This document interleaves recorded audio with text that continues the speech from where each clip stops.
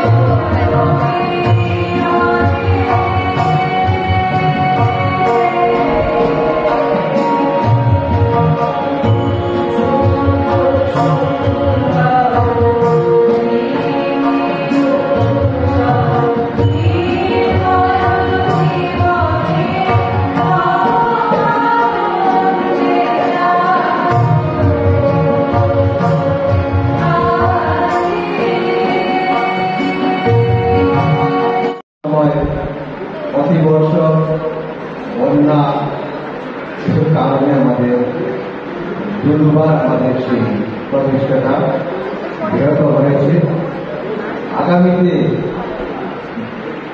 চলে আসছে আমাদের পুজোর উৎসব। যদিও রবীন্দ্র নজরুল সন্ধ্যা বছরের যে কোনো সময় আমরা পালন করতে পারি, একটা বিশেষ সময় আমরা রবীন্দ্রনাথ ঠাকুর এবং আমাদের বিদ্রোহী কবিতা নজরুল ইসলামের আমরা জন্মতিথি পালন করি। কিন্তু আমরা কিন্তু শুনতে পাই গত পত্রিকায় বা যে কোনো সময়ে আমরা কিন্তু রবীন্দ্র নজরুল সন্ধ্যা আমরা বর্তমানে স্মরণ করতে পারি। ওনাদের যে গানগুলো রচনা রস রচনা সেগুলো নিয়ে আমরা গান বলি বা যে কোনো সময় আমরা চর্চা এই অনুষ্ঠানটি আজকের দিনে আমরা করার চেষ্টা করেছি। অনুষ্ঠানের সাথে যে কথা চলে আসে যে বাংলা সাহিত্য সভা অসম পরিবহন শাখা, তো বাংলা সাহিত্য সভা অসম পরিবহন শাখা আর বাংলা সাহিত্য সভা অসম দুটোই 2021 সালে প্রতিষ্ঠিত হয়েছিল। ইতিমধ্যে আমরা 3টা বছর পেরিয়ে এসেছি সাফল্যের সাথে। আমাদের এখানে উপসভাপতি মহাশয় আছেন, উনি বলবেন, তত আমি সংক্ষেপে বলে দিচ্ছি যে এই যে 3 বছরের যে আমরা সংক্ষিপ্ত এখন পর্যন্ত যে সফরে কিন্তু বাংলা সাহিত্য সভা যথেষ্ট সাড়া পেয়েছে এবং আমাদের যে চেষ্টা ছিল, আমাদের যে উদ্দেশ্যে বাংলা সাহিত্য সভা গঠিত হয়েছিল সেই মধ্যে আমরা কিন্তু খুব ভালোভাবে এগিয়ে চলছি। ইতিমধ্যে আপনারা জানেন বিভিন্ন সামাজিক ক্ষেত্রেও আমাদের কাজ চলছে। হয়তো আমাদের সব শাখায় সমানভাবে কাজ না হতে পারে, কিন্তু সমগ্র আসাম জুড়ে আমাদের বাংলা সাহিত্য সভা একদম সমাজের যে শহীদ থাকা, সমাজের শহীদ থেকে সাহিত্য চর্চা বিকাশ, সামাজিক কার্যকলাপ, সাংস্কৃতিক কার্যকলাপ সবকিছু করছে।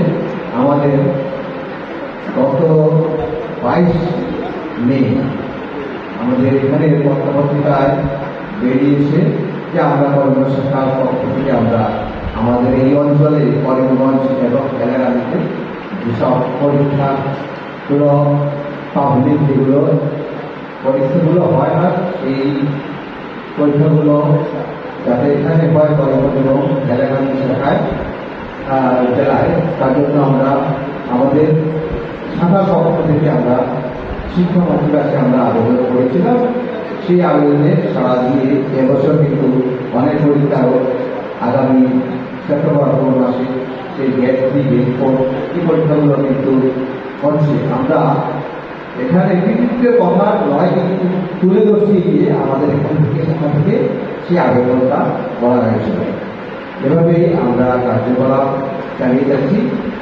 আর সাংস্কৃতিক কার্যসূচি হবেও, আপনাদেরকে আগামীতেও পাবো, আজকে যেভাবে পেয়েছি। সবাইকে এখন স্বাগত জানিয়ে আমার আসন এই স্কুল থেকে অরুণী আমরা যে পাবলিক হাই স্কুল বলি, আমরা সেখানে আমি পড়াশোনা করেছি। কোন ভাবিনি যে স্কুলের পাশে দাঁড়িয়ে আমি আপনাদের সামনে কথা বলব এবং এই স্কুলের এই হলে ঢুকে আমার এত ভালো লাগছে যেন মনে হচ্ছে সমস্ত শরীর মনে একটা রোমাঞ্চ বোধ করছি। মনে হচ্ছে যেন আমি শুধু মন্দির নয়, আমাদের একটা গ্যালাক্সি অফ স্টার্স চারিদিকে কাটিয়ে দেখুন। সব আমাদের যারা পাওয়ার হাউস এবং যে মানুষগুলো আমাদের প্রতিনিয়ত আমাদের জীবনে আসতে অনেক বছর আগে আমাদের সবসময় যাদের জীবন, যাদের কাজ আমাদের উৎপ্রেরিত করেছে, আমাদের উজ্জীবিত করেছে, অনুপ্রাণিত করেছে। সব মিলিয়ে ভীষণ ভালো লাগছে। আর যে দুজন মহামানবের আজ জন্মদিন উপলক্ষে এই অনুষ্ঠানে সেই রবীন্দ্র সংখ্যা, তাদের কথা একটু নবীন কাজী নজরুলের সৃষ্টি মহাজানে আমরা আজও আবিষ্কার, তার গান, তার পরিকল্পনা পদ্ধতি বিশ্বকবি রবীন্দ্রনাথ ঠাকুরের কোনো কথাই নেই। আমাদের স্মরণে সকলের চিন্তায় আমাদের যে কোনো অবস্থায় আমরা রবীন্দ্রনাথ ছাড়া বাঁচতে পারি না। এবং রবীন্দ্রনাথ আমাদের আশ্রয়, আমাদের সুখে দুঃখে সব কিছু সমস্ত কর্মজীবনে ভীষণভাবে রবীন্দ্র। তার নাটক বলুন, তার গান বলুন, তার কবিতা বলুন, তার চিত্রকলা বলুন, এছাড়াও সমাজের বিভিন্ন দিকে এই মানুষটির প্রতিভা আমাদের সবসময় আশ্চর্য অনুভূত করে এবং আমরা উজ্জীবিত করি। প্রথমেই আমি এই মহামানবকে আমার বিনম্র শ্রদ্ধা এবং প্রণাম জানাই। সাহিত্য আর ভাষা একটা কথা বললেই ভাষার কথা বললেই যেন পাশাপাশি সাহিত্য চলে আসে, তোমার হচ্ছে কান্না করে কথা। কারণ একজন আরেকজনের সঙ্গে সম্পর্ক, তেমনি সাহিত্যের সঙ্গেও আবার যোগাযোগ, তার দর্শন বলুন তার সাথে, তার সংস্কৃতি বলুন তার সাথে। আমাদের দেশ বহু প্রাচীন সংস্কৃত পুরনো সংস্কৃতি আমাদের, আর যেখানে বাংলা এবং বাঙালির কথা সেখানেও তার কোনো প্রশ্নই নেই। কারণ এক সময় বাঙালিরা আমাদের সব কিছুতে দেশকে এগিয়ে নিয়ে গেছেন। আসামে আমাদের এই বাংলা সাহিত্য সভা অনেকদিন ধরে আমরা অনেকে এর একটা সৃজনের অনুভব করছিলাম। কারণ যেভাবে আমাদের এখানে সাহিত্য সভার নামে অনেক কিছু হয়, সেটা মনে হচ্ছিল ঠিক পথে এগোচ্ছে না। সরকারি সহযোগিতা বা আমাদের তরফ থেকেও সরকারের প্রতি সহযোগ, একটা পারস্পরিক একটা আদান প্রদানের ব্যাপার থেকে কিছু বিধি। আজ আমরা সত্যি এটা অনুষ্ঠান উপভোগ করলাম। বাংলা সাহিত্য সভা, যেটা সত্তা এবং সমন্বয়ের সাক্ষ্য যেটা আপনি তৈরি করছেন, এটা সত্যি অভূতপূর্ব। বরাকবাসীর জন্য এটা গর্বিত। তো এই মুহূর্তে যে অনুষ্ঠানটা আয়োজন করা হয়েছে, এই অনুষ্ঠানের পরিপ্রেক্ষিতে আপনি কি বলবেন বা কি প্রতিক্রিয়া ব্যক্ত করবেন? আসলে বাংলা সাহিত্য সভা অসম সত্তা ও সমন্বয়ের সাক্ষ্য যেটা, সেটা কিন্তু করিমগঞ্জে আমার তৈরি নয়। তবে এটা বলতে পারি যে সমগ্র আসাম যেটা চলছে আমাদের সেই আন্দোলন, বলছি না আমরা আন্দোলন কোথায় যাই না, আমাদের যে সামাজিক সাংস্কৃতিক যেটা চলন, যেটা এই বাংলা সাহিত্য সভা অসমের, সেটা 2021 সালে মানে সেটা তৈরি হয়েছিল বাংলা সাহিত্য সভা। একই সাথে একই বছর আমরা করিমগঞ্জ শাখাও করেছিলাম। এদের মধ্যে আমাদের সারা আসাম জুড়ে প্রায় 18টি শাখা চলছে। তো আমাদের মা সরস্বতীর এক হাতে কলম, এক হাতে বীণা। তো আমাদের সাথে লেখালেখির পাশে অন্যান্য সামাজিক সাংস্কৃতিক কর্মকাণ্ডের সাথে গান বাজনাটাও চলে। তো সেই যেটা প্রতি বছর করা হয়, সেটা আমাদের এবছর করা হয়ে ওঠেনি।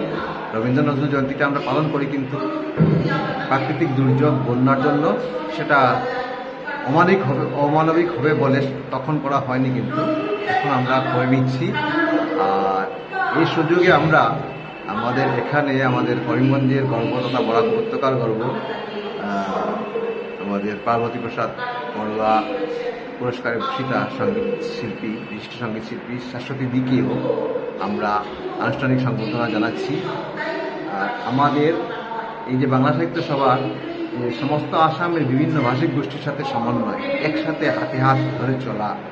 এছাড়াও আমাদের এখানে করিমগঞ্জ বা বরাক উপত্যকায় আমরা যে 40 লক্ষ জন বাঙালি থেকে থাকি, এরা ছাড়াও সমস্ত আসাম জুড়ে বাকি যে 60 লক্ষ বাঙালি আছে, তাদের সাথেও সমন্বয়টা খুব দরকার, যাতে বাঙালিদের যেটা অভাব, বাঙালিদের যেটা বঞ্চনার যে শিকার, বাঙালির দাবি আমরা এক যুগে সমস্ত আসামের বাঙালিরা এক যুগে সেটা যাতে আমরা দাবি করতে পারি, সেই উদ্দেশ্যেই আমাদের এই মঞ্চটা তৈরি।